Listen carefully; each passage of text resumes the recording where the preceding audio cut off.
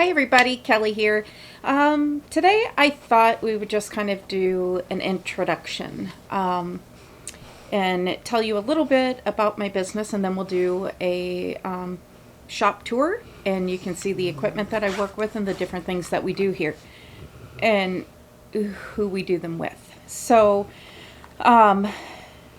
if this is the first time that you're here, welcome. I appreciate you viewing the video, and I hope you click subscribe and stick around for any future videos that we make.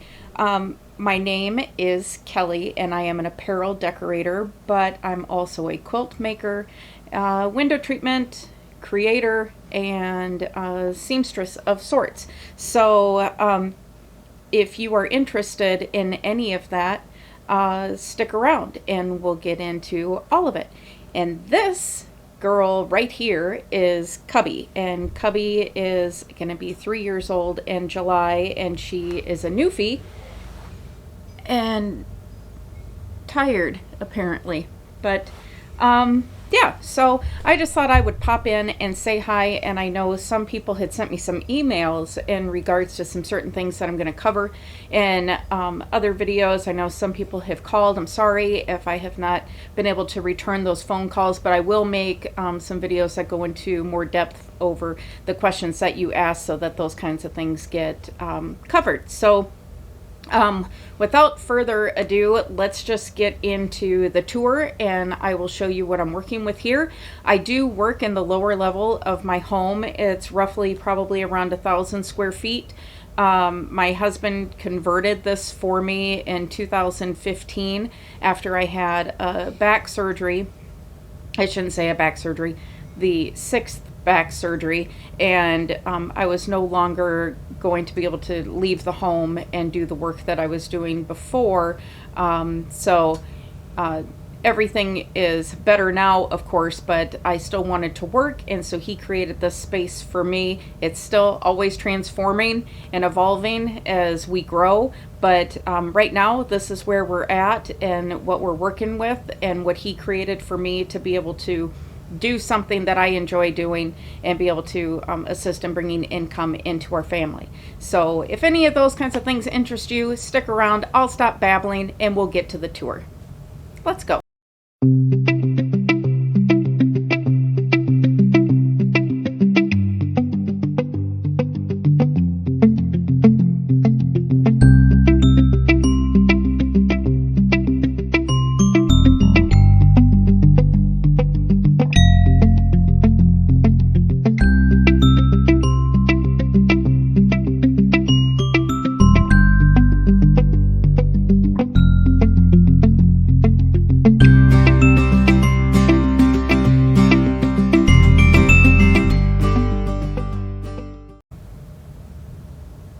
Ready, Cubby? We're gonna try this again. So I don't know, maybe I need to put my glasses on. Maybe it's just me and I look blurry, and I'm not really even blurry, but who knows?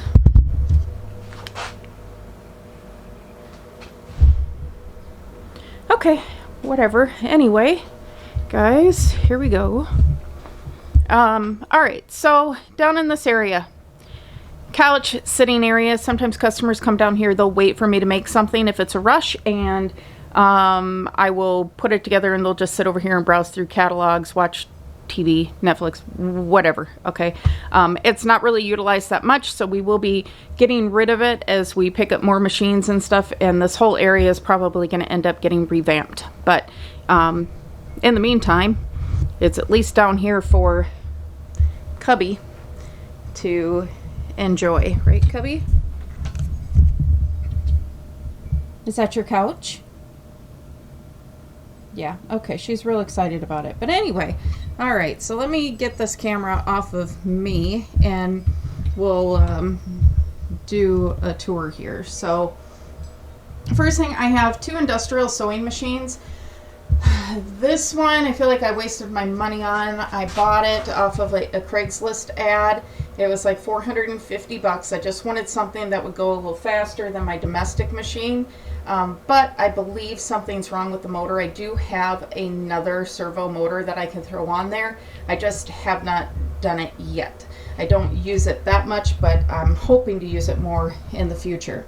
This one I use all the time, and it's a lower end. It's not a Juki or anything, but it works perfect. And I used it for making leather bags when I was contract sewing.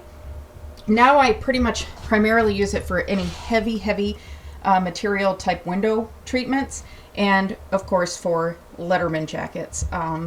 So it works perfect for that, and I love it. I think I picked that one up for like $650, something like that, from a leather worker in our town. This is kind of the full view of the studio here. I'll kind of just give you a round view. We've got some toys over there. Our grandson on Fridays comes down to help Grandma in the studio. We're going to call it help because that's my denial of destroy everything in the house if he could. So behind the gate here, this is a work in progress as well. But this is kind of our storage area for our fabric and other things. One thing I didn't mention in the intro is we do tumblers as well, epoxy tumblers, decals on cups, that sort of thing. You know, the teacher gifts where you put the cookie or brownie mix and one of the pot holders with vinyl and a spoon and that sort of thing.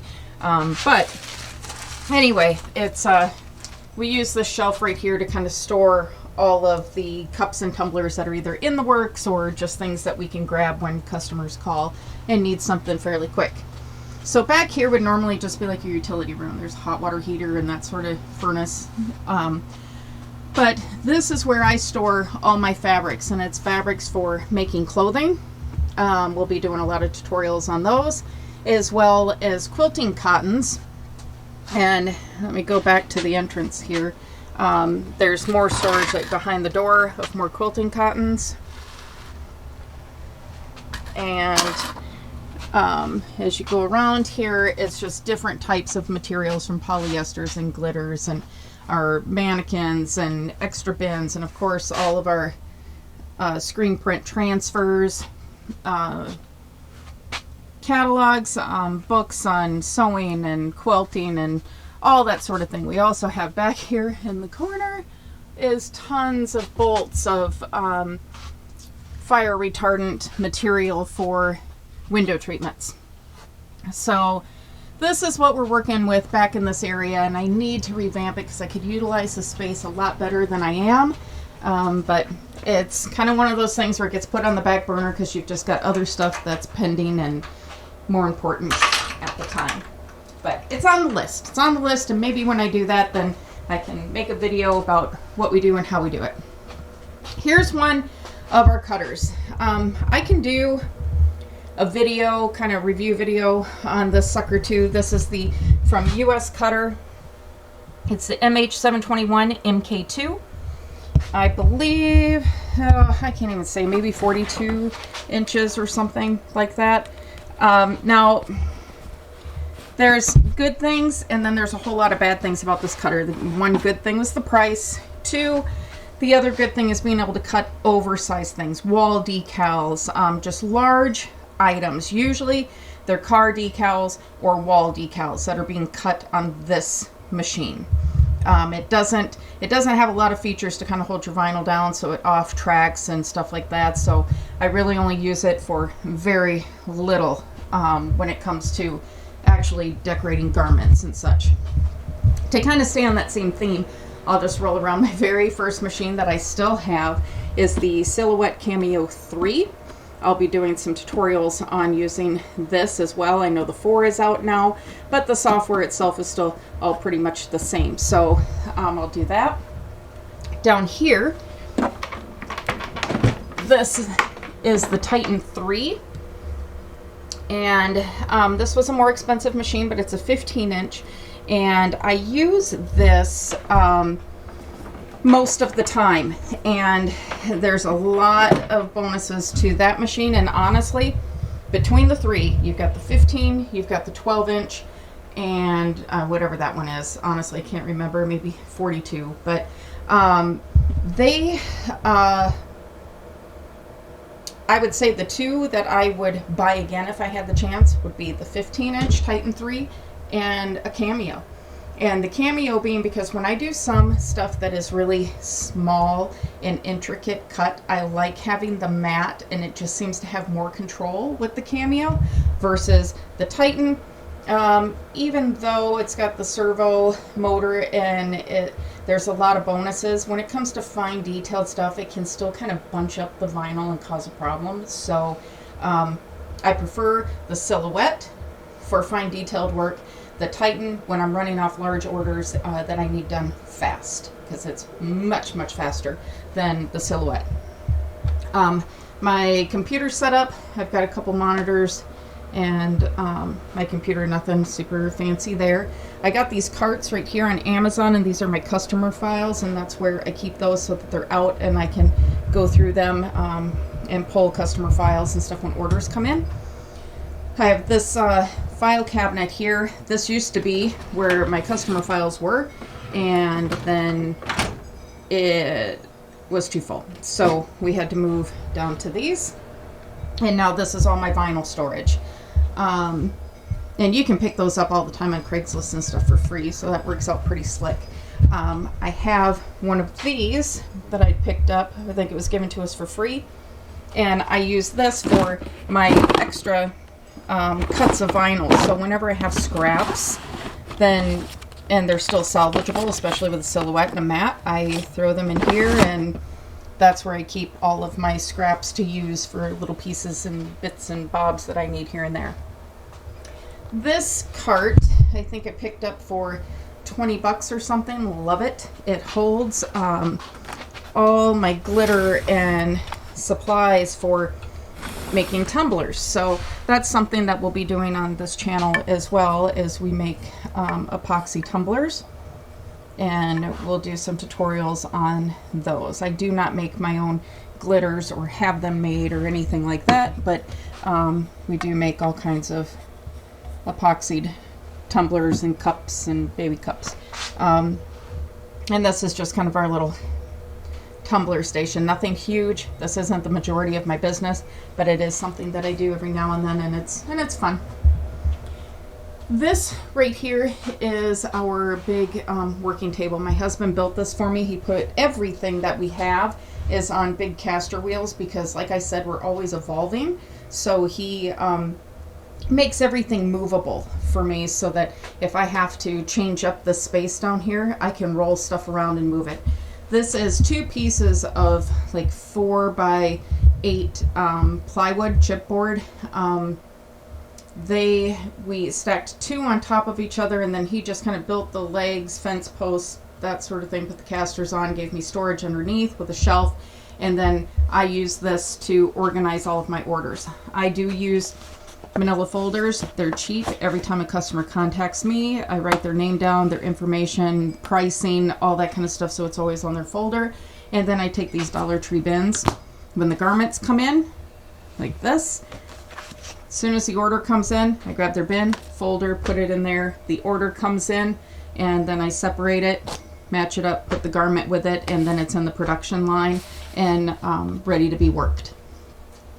This right here, we're going to be doing a tutorial on this. This is going to be a memory quilt out of these items right here. I'm just waiting for some more fabric to come in so I can show you the process. It'll be a multi-part series on how to prepare and manufacture a memory quilt. Then we have a TV because, of course, when I'm working, I like to watch Netflix or YouTube or whatever. We've got our heat press. We have a mug press, not really used that often. More into sublimation and stuff now with tumblers, so we're getting another, because I killed it, convection oven to use for tumblers. We have a hat press, if you can see that back there in the corner. Not used very often at all. I prefer embroidery on caps versus vinyl. We have another heat press, just an Amazon cheap one, but we have it as a backup in case something were to happen to our big one. We can't wait for a press to be delivered. We still gotta function and run the shop. So we have a cover stitch, because like I said, we do manufacture clothing and stuff here as well. So we have a cover stitch, we have a serger, both brother brand, as well as a PE 770 small embroidery machine. And then this is my domestic FOF Expression 3.5, and this is what we use when we're making all of our memory bears and other memory animals. So we've got embroidery supplies. We store a lot of things, you know, underneath in bins, stuffing. We use these little things for folding, like our sewing feet that you can roll up, like jewelry, travel bags and stuff. Now, back behind here, this is going to be a big project and we'll make a video about this, but this is my Overstock. And you guys, let me tell you, the Overstock, this happens because when I order garments, I don't just order one. So if somebody orders one navy blue shirt, I order 2 medium navy blue shirts, because if I mess up, I don't want to have to wait and pay for shipping to order another one. I have a second one here. Some of it's sales and stuff too. If somebody asked me and said, hey, how many shirts should we buy to start our t-shirt business? I'd say none. Don't buy any. Just as orders start to come in, buy one extra so you have it there just in case. Unless there's a really good sale, or you're at a yard sale, or Goodwill will even get shirts that Target and Walmart and stuff will get rid of that still have the tags on them, and they'll donate them. And if they've got the tags on them, buy those. You can use them to sell. So anyway, I'm rambling on because that's what I do. But I'm going to go back into the storage area for garments. Cry with me. Here we go. Okay, guys. I'm terrified. I'm like embarrassed to even show you this. It's so bad, but here we go. Okay. Ay, ay, ay.